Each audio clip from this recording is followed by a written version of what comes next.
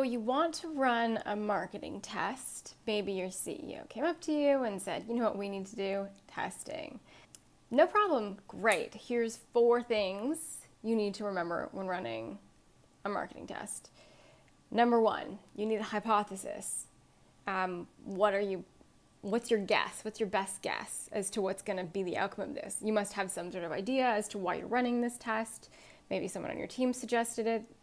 What's your hypothesis that you think the outcome is going to be? What's your best guess? You need a time frame.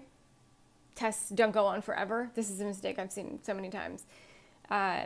Give it 4 weeks, give it 6 weeks, give it 2 weeks. Don't give it less than that or you're not actually going to be able to tell.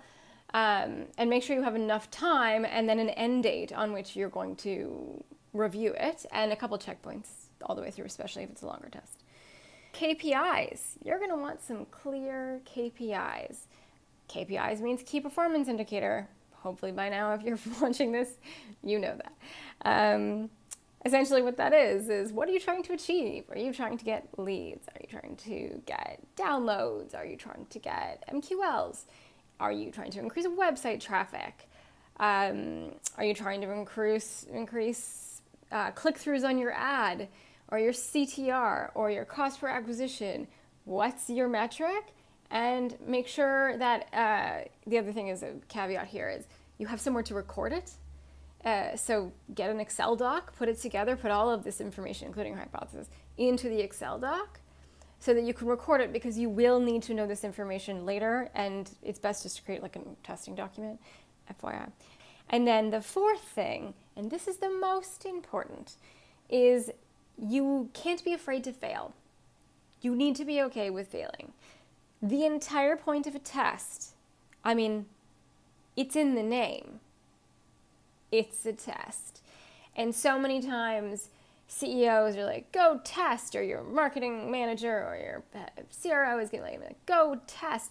But they don't want to see you fail. So you have to manage up, and you have to manage your own expectations that the ultimate goal of any test is to learn something.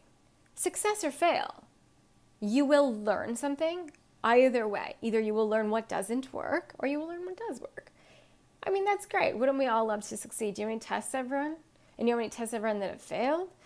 You know how many tests I've run that my hypothesis and my goal and everything I set out for, I got an entirely different result. And sometimes it led me to something else that really helped my business. But at the time, I was just freaking out because, the test was not successful. So you need to be okay with some failure here, because that's the whole point. And if you're going to go into it and only just play it safe or just not be willing to fail, then figure it out what it is that's keeping you from doing that.